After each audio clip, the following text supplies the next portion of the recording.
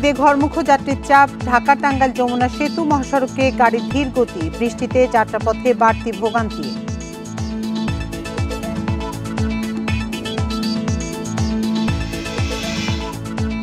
বাসে বাড়তি ভাড়া নেওয়ার অভিযোগ যাত্রীদের, চাপ সামলাতে ট্রেনের ছাদে ঝুঁকিপূর্ণ ভ্রমণের ছাড় জানালেন উপদেষ্টা।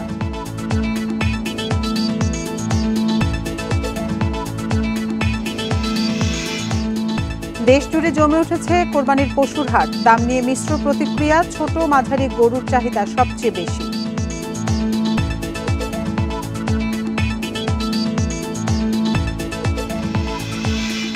ঢাকা দক্ষিণে 12 ঘন্টার মধ্যে কোরবানির বর্জ্য অপসারণের প্রতিশ্রুতি, জাতীয় ঈদগাহে জামাত সকাল 7:30টায়।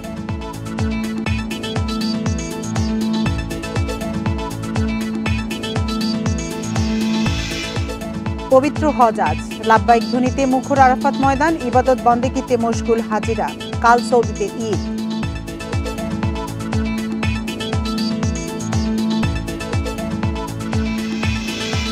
স্বাগত বিরতিহীন সংবাদ দুপুরে, আপনাদের সাথে আছি আমি আতিফা আঞ্জুমান। শিরোনাম শুনছিলেন এতক্ষণ, এবার চলে যাচ্ছি পুরো খবরে।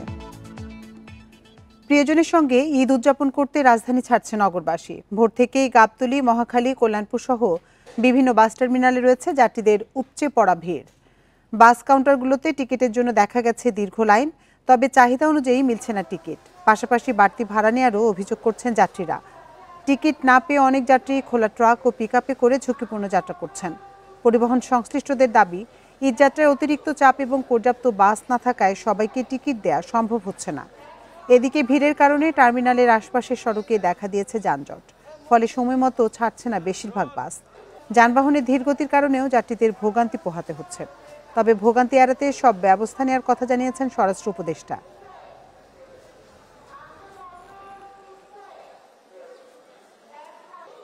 এবার প্রপার ধরনের ব্যবস্থা নেওয়া হয়েছে, পর্যাপ্ত নেওয়া হয়েছে।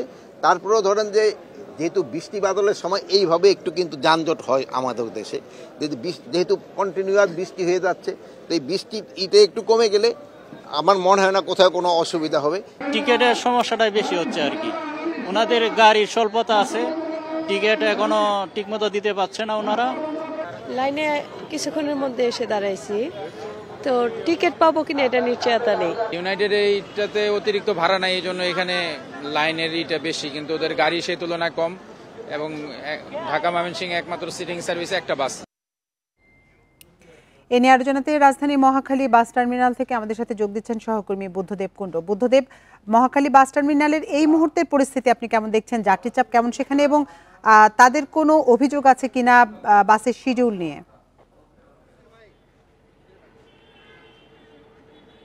আতিপা, গতকাল ছিল শেষ কর্মদিবস এবং 10 দিনের ছুটি, যে বিশাল ছুটিটা শুরু হয়েছে তার প্রভাব কিন্তু আমরা আসলে সব বাস টার্মিনালেই দেখতে পাচ্ছি। আপনাকে দেখাতে চাই যে এই মহাখালী বাস টার্মিনালে ময়মনসিংহ, সিলেট বা উত্তরবঙ্গগামী যে কাউন্টারগুলো রয়েছে সেখানে উপচে পড়া ভিড় আমরা লক্ষ্য করছি। আমরা বেশ কয়েকজনের সঙ্গে কথা বলেছি, তারা যেমনটি বলছেন এখানে সকাল 10টায় অনেকে এসেছেন, কিন্তু টিকিট কাউন্টার থেকে তাদের যে নির্দিষ্ট গন্তব্যের টিকিটটা তারা হাতে পেয়েছেন, কিন্তু সেই কাঙ্ক্ষিত যে বাস, সেই বাসে তারা কিন্তু এখনো চড়তে পারেননি। 4 থেকে 4.5 ঘন্টা অনেকে অপেক্ষা করছেন তাদের সেই কাঙ্ক্ষিত বাসটিতে ওঠার জন্য। এখানে কাউন্টারের যারা ম্যানেজার বা অন্য কর্মকর্তা রয়েছেন তাদের সঙ্গে আমরা কথা বলেছি। তারা যেমনটি বলছেন যে তাদের বাসের পর্যাপ্ত বাস সংখ্যা আছে, কিন্তু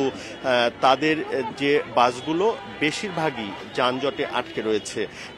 বিশেষ করে টঙ্গী, গাজীপুর কলেজ রোড যে জাতীয় বিশ্ববিদ্যালয়ের সামনে, সেই অংশগুলোতে প্রচণ্ড যানজটের কবলে তাদের বাসগুলো আটকে রয়েছে, এমনটি তারা বলছেন। বেশি ভাড়া নেয়ার যে অভিযোগটি বলা হচ্ছে, এখানে কোনো কাউন্টার তারা 100 থেকে 150 টাকা নির্দিষ্ট টিকিটে তারা ভাড়াটা বেশি নিচ্ছেন। তার কারণ হিসেবে তারা বলছেন যে ঈদে ঘরমুখ যে মানুষের চাপটা থাকে, কিন্তু আসার সময় কিন্তু সেই চাপটা একদমই নেই, অর্থাৎ ফাঁকা বাস তাদেরকে আসতে হচ্ছে। তারপরেও তারা বলছেন যে এই বিআরটি এর নির্ধারিত ভাড়া যে 150 টাকা কোনো কোনো ক্ষেত্রে তাদের বেশি নিতে হচ্ছে। এখানে আমি 3 ঘন্টারও বেশি সময় ধরে দাঁড়িয়ে আছে এক যাত্রী, তার সঙ্গে একটু কথা বলতে চাই। তিনি আসলে ময়মনসিংহে যাবেন, সেই ওনার সঙ্গে ছোট্ট করে একটু, কতক্ষণ ধরে দাঁড়িয়ে আছেন? আমি প্রায় 3 ঘন্টার উপরে দাঁড়িয়ে আছি। কখন বাস পাবেন বলে মনে করছেন? আমার মনে হয় 4টা-5টার আগে বাস পাওয়া যাবে না। তো সেক্ষেত্রে উনি যেমনটি বললেন 10টারও আগে উনি এখানে এসেছেন, কিন্তু 2টা বাজে এখনো কিন্তু তার বাসটি পাননি। এইভাবে প্রত্যেকটা যাত্রীর সঙ্গে কথা বললে একই ধরনের উত্তরই পাওয়া যাবে। 3 থেকে 4 ঘন্টা, কোনো কোনো ক্ষেত্রে 5 ঘন্টা তাদেরকে অপেক্ষা করে তাদের প্রিয়জনের সঙ্গে, পরিবারের সঙ্গে ঈদ উদযাপনের জন্য যেতে হচ্ছে। আতিফা। রাজধানী মহাখালী বাস টার্মিনাল থেকে সবশেষ তথ্য জানাচ্ছিলেন সহকর্মী বুদ্ধদেব কুণ্ড। ঢাকা ময়মনসিংহ ও ঢাকা টাঙ্গাইল মহাসড়কের গাজীপুর অংশে বেড়েছে যানবাহনের চাপ, ধীরগতিতে চলছে গাড়ি। একই অবস্থা সাভারের নবীনগর চন্দ্রা মহাসড়কেও। পরিবহন সংকটে অনেকেই যাচ্ছেন খোলা ট্রাকে চড়ে, যাত্রীরা করছেন বাড়তি ভাড়া আদায়ের অভিযোগ। সকাল থেকে ঢাকা ময়মনসিংহ মহাসড়কে টঙ্গী থেকে গাজীপুর ও চান্দানা চৌরাস্তায় রয়েছে গাড়ির চাপ। ঢাকা টাঙ্গাইল মহাসড়কে চন্দ্রা ত্রিমোড় এলাকায়ও রয়েছে যানবাহনের দীর্ঘ সারি। বাড়তি ভাড়া আদায়ের অভিযোগ অনেক যাত্রীর। আগে ছিল ভাড়া এমনিতে 600, এখন ভাড়া নিতেছে 1200, ডাবল ভাড়া নিতেছে এবং গাড়িরও অনেক ভোগান্তি। আগে ভাড়া 300 নিত, এখন 500 করে নিচ্ছে। সাভার নবীনগর চন্দ্রা মহাসড়কেও ঘরে ফেরা মানুষের চাপ বাড়ছে। বাইপাল ও জিরানি পয়েন্ট দিয়ে থেমে থেমে চলছে যানবাহন। পরিবহন সংকটে অনেকেই যাচ্ছেন খোলা ট্রাকে চড়ে। গাড়ি পাচ্ছে না ভাই, কোথাও গাড়ি পাচ্ছে না, বাধ্যতামূলক যাওয়াই লাগতেছে ভাই। যাওয়ার টাইমে তো পুরোটা দাম পাচ্ছি, আসার টাইমে ইয়ার থেকে এ পর্যন্ত দাম পেলাম। এদিকে ভোররাত থেকেই ঢাকা টাঙ্গাইল যমুনা সেতু মহাসড়কে থেমে থেমে যানজট থাকলেও দুপুর নাগাদ তা অনেকটাই কমে আসে। তবে মহাসড়কে রয়েছে যানবাহনের দীর্ঘ সারি। মির্জাপুরে এখানে ওখানেও 2 ঘন্টার মতন, এখন এখানে আসে প্রায় 2 ঘন্টা প্রায় হয়ে গেছে। যে 7 ঘন্টা লাগতো সে মনে লাগবে এখন 14 ঘন্টা হয়তো বা। প্রেশার আছে, কিন্তু রোডে আমাদের এখানে মাঝে মধ্যে যেটা সমস্যা হয়, কিছু কিছু গাড়ি সড়ক দুর্ঘটনার কারণে আমাদের এই গাড়িগুলো মাঝে মধ্যে বন্ধ হয়ে যায়। গাড়িটা অপসারণে যখন একটু ডিলে হয় সেক্ষেত্রে আমাদের জ্যাম হয়ে যায়। ভোর থেকে মুন্সিগঞ্জের মাওয়া প্রান্তের পদ্মা সেতুর টোল প্লাজায় বাড়িয়ে যানবাহনের চাপ। ঈদযাত্রা নির্বিঘ্ন করতে পদ্মা সেতুর মাওয়া প্রান্তের টোল প্লাজা এলাকায় 7টি বুথে আদায় করা হচ্ছে যানবাহনের টোল। মোটরসাইকেল নিয়ে আমাদের একটু দুর্ভোগ থাকে সবসময়ের জন্য, কিন্তু এবারের এই ঈদযাত্রায় মোটরসাইকেল লেনটি চমৎকারভাবে নিয়ন্ত্রণ করা হচ্ছে এবং জেলা পুলিশের অতিরিক্ত ফোর্স ডেপ্লয়মেন্ট রয়েছে। আমাদের ট্রাফিকের একটা বড় অংশ কাজ করছে, পদ্মা সেতু উত্তর থানার ফোর্স কাজ করছে। এদিকে রাজবাড়ী দৌলতদিয়া সহ বিভিন্ন ফেরিঘাটে যাত্রী চাপ বাড়লেও নেই ভোগান্তি। রেশমি নন্দী, ইন্ডিপেন্ডেন্ট নিউজ। এবার মহাসড়কের খবর জানাতে গাজীপুর থেকে আমাদের সাথে যোগ দিচ্ছেন সহকর্মী আবুল হাসান। আবুল হাসান, ঢাকা গাজীপুর মহাসড়কের এই মুহূর্তের পরিস্থিতি আপনি কেমন দেখছেন? যানবাহনের চাপ কেমন মহাসড়কে, এবং সকাল থেকে থেমে থেমে বৃষ্টি হচ্ছে, এর প্রভাব কেমন পড়েছে সড়কে?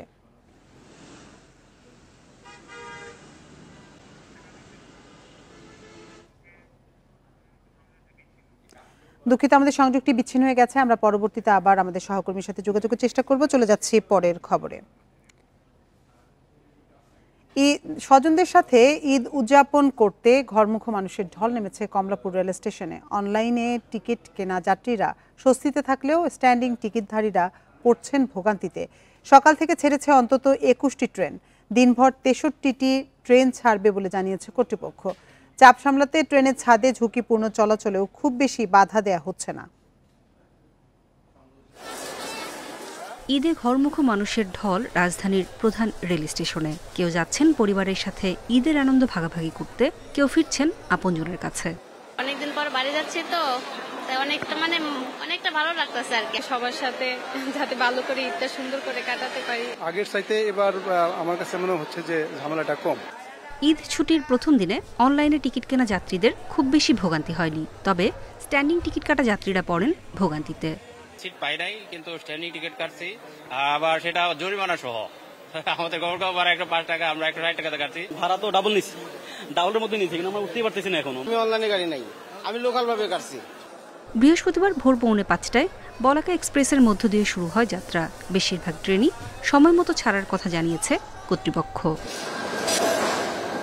প্রতিদিন গড়ে প্রায় 65,000 যাত্রী স্টেশন ব্যবহার করছেন জানিয়ে ঈদ যাত্রা বেশ স্বস্তিদায়ক বলছেন স্টেশন ম্যানেজার। তবে চাপ বাড়ায় কিছুটা ভোগান্তির কথাও স্বীকার করেন তিনি।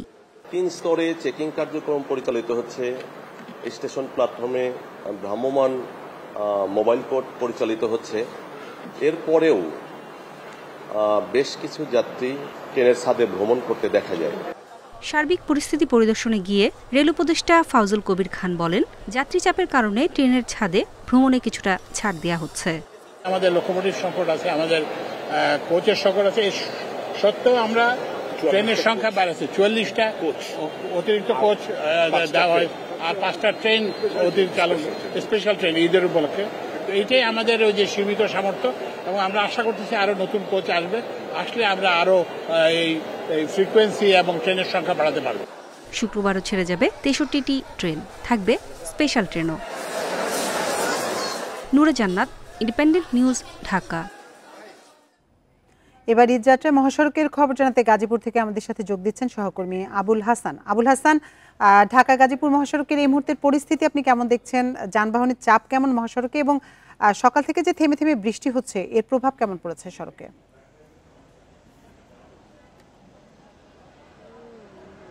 দেখুন, কিছুক্ষণ আগে এখানে হালকা বৃষ্টি হয়েছে এবং এই বৃষ্টি নিয়ে কিন্তু মানুষ যারা গন্তব্যে যাওয়ার জন্য, গ্রামের বাড়িতে যাওয়ার জন্য বের হয়েছিলেন, তারা পিকআপ, ট্রাক, বাস, মিনি বাস সহ বিভিন্ন যানবাহন চড়ে তারা কিন্তু যাচ্ছেন এবং তাদের যে ভিড় ঢল সেটি কিন্তু রয়েছে এবং এই ভিড় কিন্তু বেড়েছে আগের তুলনায়।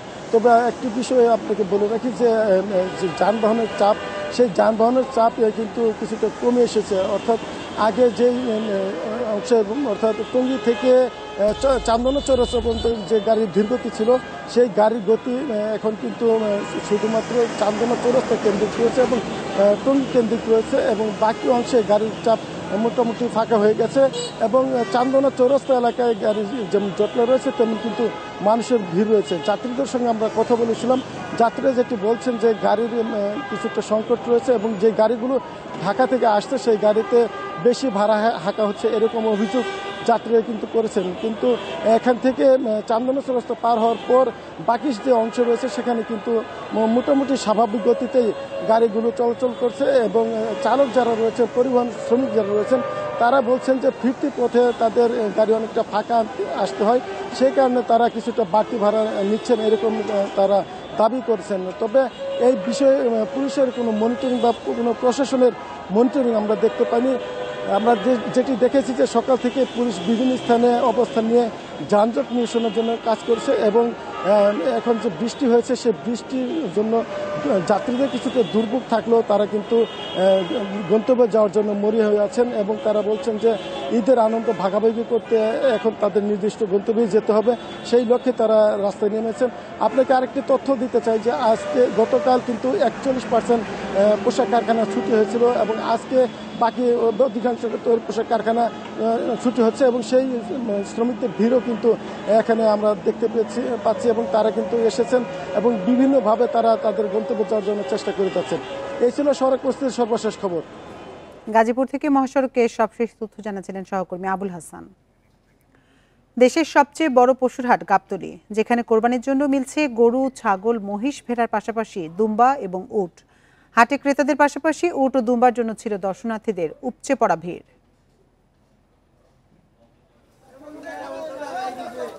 ভারতের রাজস্থান থেকে গাবতলীর পশুর হাট, ক্রেতাদের কথা বিবেচনা করে আনা হয়েছে এই উট। এটি দেখতে ভিড় করছেন অনেকে। বিক্রেতা জানান 3 মাস আগে রাজস্থান থেকে দেশে এনে লালন পালন করা হয় উটটি। বলেন দাম হাঁকাচ্ছেন 30 লাখ টাকা, তবে 28 লাখে ছেড়ে দিবেন।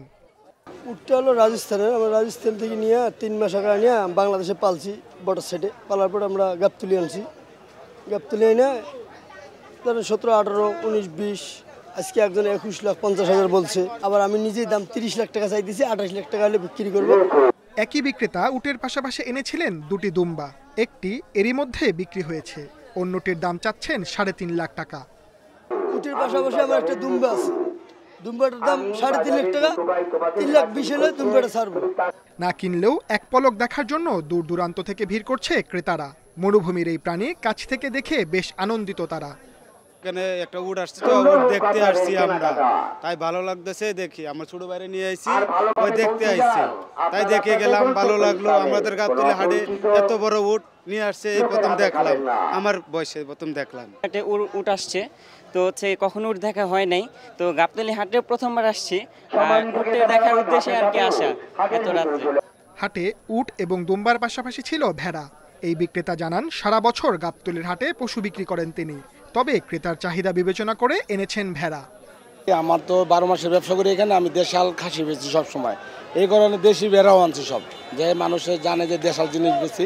এই প্রতিটা খাসি ভেড়ার দেন কান ছোট ছোট অরিজিনাল দেশি, এর ঘরে 14 কেজি করে আছে। মানুষ অনেক কথা আমি মিথ্যা কথা বেশি না, আমি যেটা লিগল ওইটা। রাজধানীর পশুর হাটগুলোতে জমে উঠেছে পশু কেনা বেচা। দাম নিয়ে বিক্রেতারা কিছুটা অসন্তোষ প্রকাশ করলেও খুশি ক্রেতারা। Sajjad Hossain, independent news, Dhaka. ঈদুল আজহাকে সামনে রেখে জমে উঠেছে কোরবানির পশুর হাট। খামারিরা নিয়ে এসেছেন বিভিন্ন জাতের গরু, মহিষ, ছাগল, ভেড়া। তবে দাম নিয়ে মিশ্র প্রতিক্রিয়া ক্রেতা বিক্রেতাদের। হাটে ছোট ও মাঝারি গরুর চাহিদা বেশি, কিন্তু দুশ্চিন্তায় বড় গরুর বিক্রেতারা। কাঙ্ক্ষিত দাম না পাওয়ার শঙ্কা তাদের। বৈরী আবহাওয়ার মধ্যেও ক্রেতা বিক্রেতার জমজমাট উপস্থিতিতে ঈদের আমেজে মুখরিত হয়ে উঠেছে হাট এলাকা। কোরবানি উপলক্ষে বরিশালে 7টি স্থায়ী ও 11টি অস্থায়ী পশুর হাট বসেছে। ক্রেতা বিক্রেতার হাটডাকে মুখর হাটগুলো। খুলনা, যশোর, কুষ্টিয়া থেকে ব্যবসায়ীরা গরু নিয়ে আসছেন হাটে। 70,000 থেকে প্রায় 5 লাখ টাকা দামের পশু রয়েছে হাটে। খাদ্যের যে দাম, আমরা যে হিসাবে গরু কিনে নিয়ে আসছি, কিন্তু সেই হিসাবে ক্রেতারা দাম দিতেছে না। কিনলাম আপনার 1,12,000, কিন্তু আমাদের বাজার ছিল 1 লাখ। এটা আমরা 12,000 টাকা আমাদের বেশি দিয়ে কিনা লাগবে। ফরিদপুরের 9 উপজেলায় সাপ্তাহিক কোরবানির হাটে গবাদি পশুর আমদানি বেশি। শেষের দিকে হাটে ভিড় বাড়ার শঙ্কায় আগেই পছন্দের গরু কিনছেন অনেকে। জেলার চাহিদা থেকে কোরবানির পশুর সরবরাহ বেশি বলছেন প্রাণী সম্পদ কর্মকর্তা। প্রতি বছরই প্রায় 5% উদ্ভিদ থাকে, সুতরাং এবছর আমি আশ্বাস বা বিশ্বাস করি যে আসলে এই কম পড়বে না এবং ভালো অতিরিক্তই থাকবে। শরীয়তপুরের স্থায়ী ও অস্থায়ী হাট বসেছে 42টি। এবছর ছোট ও মাঝারি পশুর চাহিদা বেশি। একই চিত্র শেরপুরের পাহাড়ি এলাকার শ্রী বড়দির ভায়াডাঙ্গা হাটে। পর্যাপ্ত পশু সরবরাহ থাকায় কাঙ্ক্ষিত দাম না পাওয়ার শঙ্কা বিক্রেতাদের। গরু অনেক নামছে, কিন্তু দাম ছাড়তেছে না। এমনি গতবার দাম একটু কম আছে, 10টা বেশি ছোট আর মাঝারি গরু চাহিদা বেশি। জমে উঠেছে ফেনীর 119টি পশুর হাট। পছন্দের পশু কিনছেন ক্রেতারা। অনাকাঙ্ক্ষিত ঘটনা রোধে হাটে রয়েছে কঠোর নিরাপত্তা। বাইরে থেকে অবৈধভাবে গরু এখানে আসতে না পারে, দেশের যে আমাদের যে এই গরু যে চাষিরা যাতে ক্ষতিগ্রস্ত না হয়, যারা পশু ব্যবসা করে তারা যেন ক্ষতিগ্রস্ত না হয়, সে বিষয়টা আমরা গুরুত্ব সহকারে বিবেচনা করছি। এবছর জেলায় কোরবানির পশুর চাহিদা 82,000, আর কোরবানির যোগ্য পশু রয়েছে 87,000-এরও বেশি। Tanjil Hasnat, independent news. এ নিয়ে আরো জানাতে এবার সিলেট থেকে আমাদের সাথে যোগ দিচ্ছেন সহকর্মী রানা মজুমদার। রানা, সিলেটের কোরবানির হাটগুলো কেমন জমে উঠেছে এবং হাটগুলোতে চাহিদা অনুযায়ী পশুর সরবরাহ কেমন?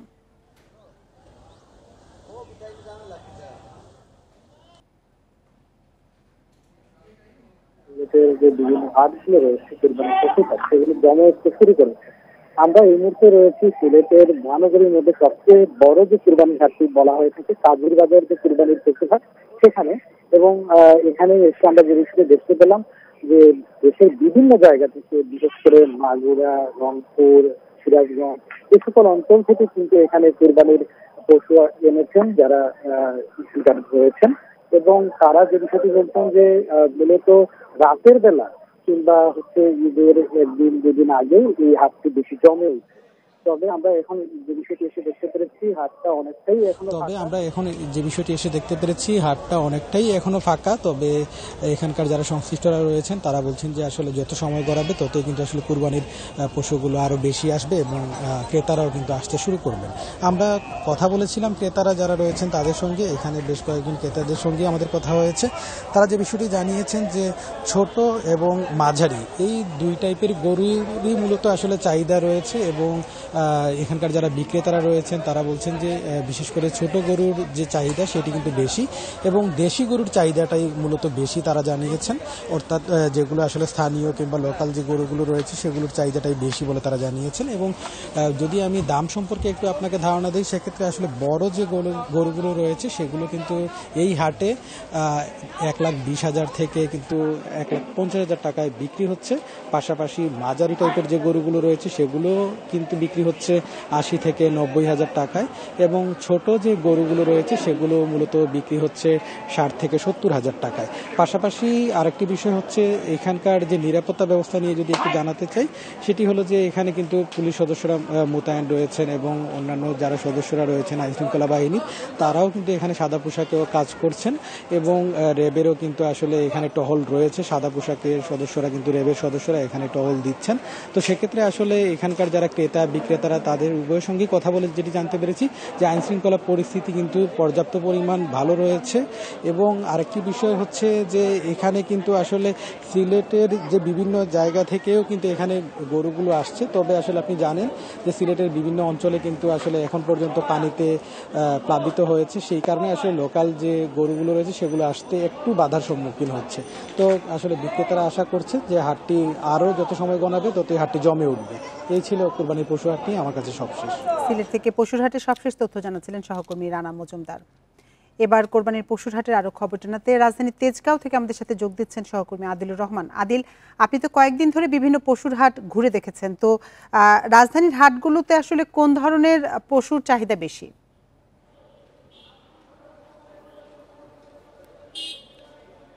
দেখুন, রাজধানীতে কোরবানির পশুর সরবরাহ এবার অন্যান্য বছরের তুলনায় বেশ ভালোই আমরা লক্ষ্য করতে পারছি। প্রত্যেকটি হাটে 19টি হাট বসেছে, তবে প্রত্যেক বছরের মতো এবারও ছোট এবং মাঝারি সাইজের যে কোরবানির পশুগুলো আছে সেগুলো চাহিদা সবচাইতে বেশি। প্রত্যেক বছর এই কোরবানির পশুগুলোর চাহিদা সবচাইতে বেশি থাকে।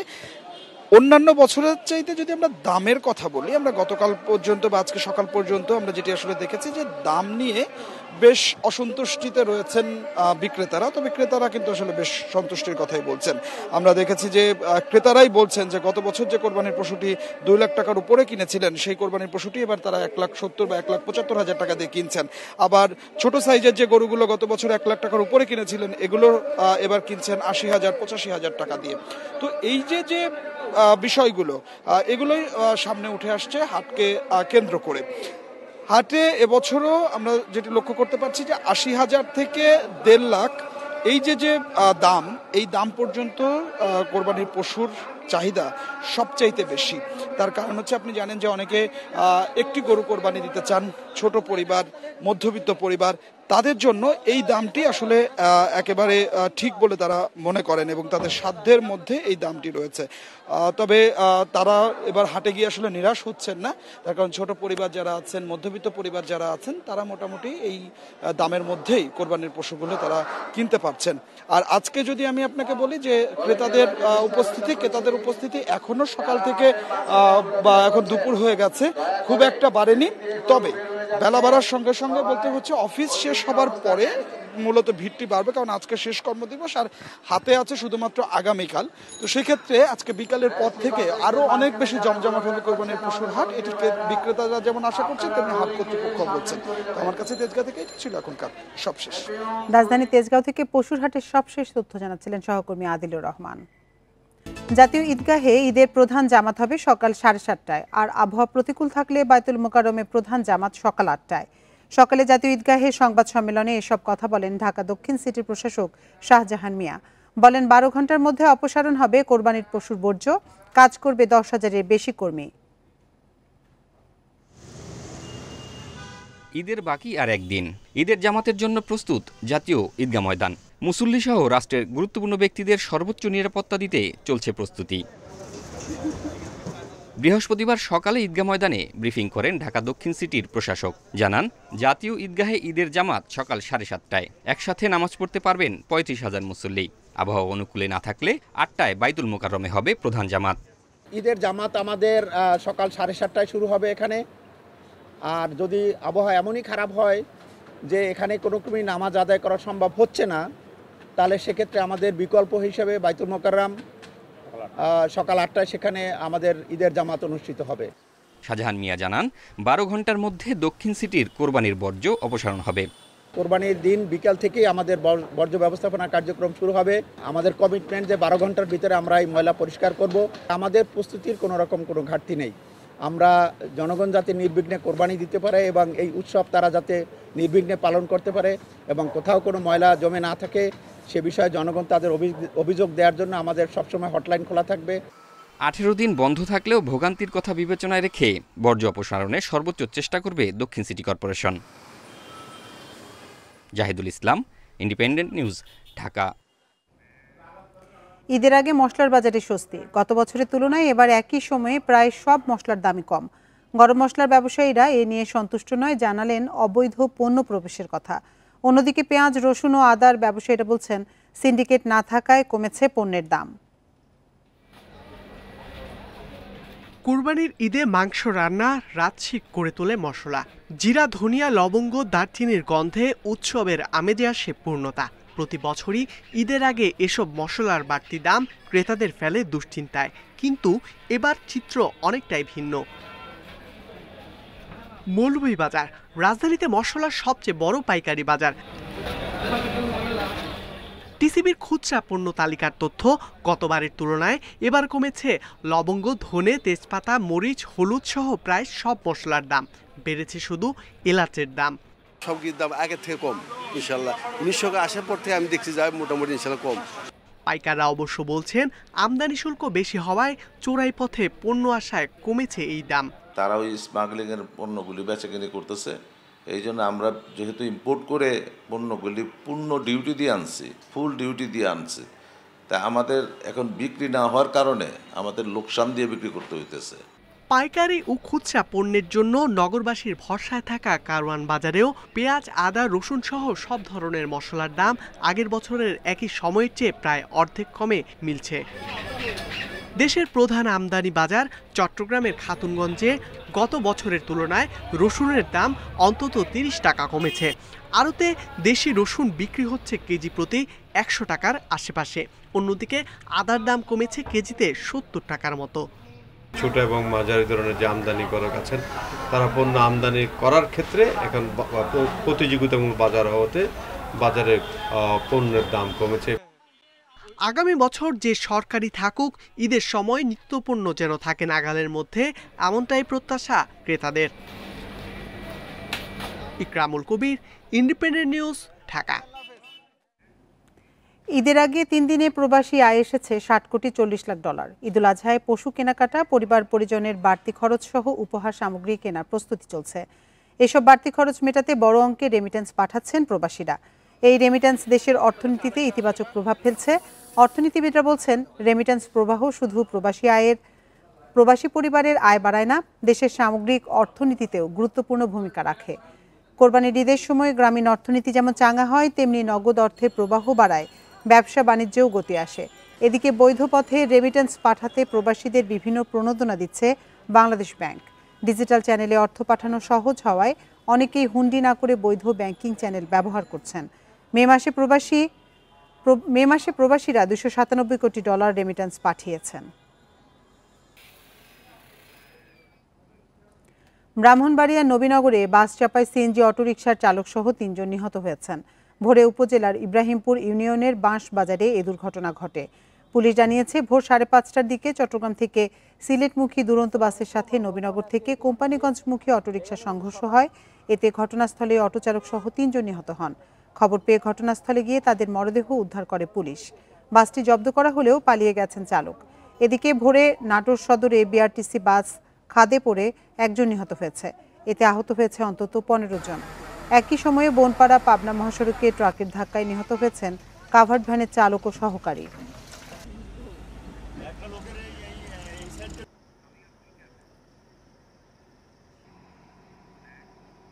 কুশিয়ারার পানি কমতে থাকায় সিলেটের বন্যা পরিস্থিতির কিছুটা উন্নতি হয়েছে। তবে মেঘালয়ে বৃষ্টির কারণে সুনামগঞ্জের স্বল্পমেয়াদী বন্যার শঙ্কা দেখা দিয়েছে। বৃষ্টি কমে আসায় 3 দিন পর জকিগঞ্জ শহর থেকে পানি নেমেছে। তবে সুলতানপুর, খলাছড়া ও বীরশ্রী ইউনিয়নের বেশ কয়েকটি এলাকা এখনও তলিয়ে রয়েছে। এছাড়া বিয়ানীবাজারের বেশ কয়েকটি গ্রামের পানি নামেনি। তাই আত্মীয়দের বাড়ি ও আশ্রয় কেন্দ্রে অবস্থান করছেন ওইসব এলাকার মানুষ। এদিকে উজানের ঢলে বুধবার রাত থেকে ফের বাড়ছে সুরমাসহ সব শাখা নদীর পানি। বন্যা পরিস্থিতির শঙ্কায় সার্বিক প্রস্তুতি নিয়েছে জেলা প্রশাসন। উজানের ঢলে কুড়িগ্রামের ব্রহ্মপুত্র, ধরলা, তিস্তা ও দুধকুমারের পানিও বাড়ছে। পল্টনগামী সড়ক ডুবে যাওয়ায় চিলমারি, রৌমারী ফেরি চলাচল বন্ধ হয়ে গেছে।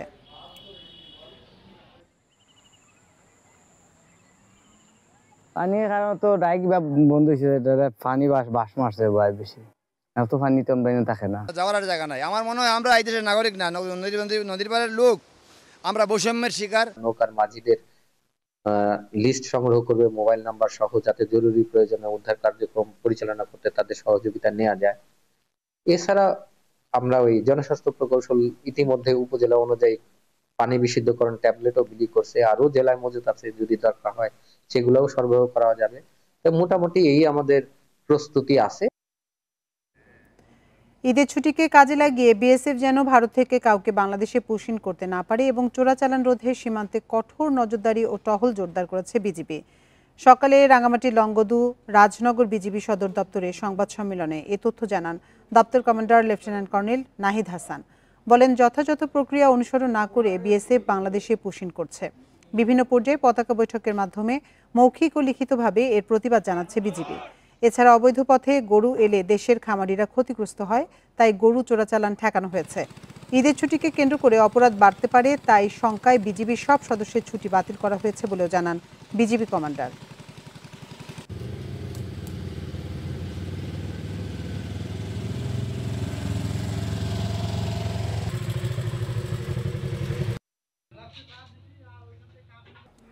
আর এই ছিল বিরতিহীন সংবাদ দুপুরের আজকের আয়োজনে। ইন্ডিপেন্ডেন্ট টেলিভিশনের সব খবরে বিস্তারিত জানতে চোখ রাখুন ফেসবুক, ইউটিউব এবং এক্সে।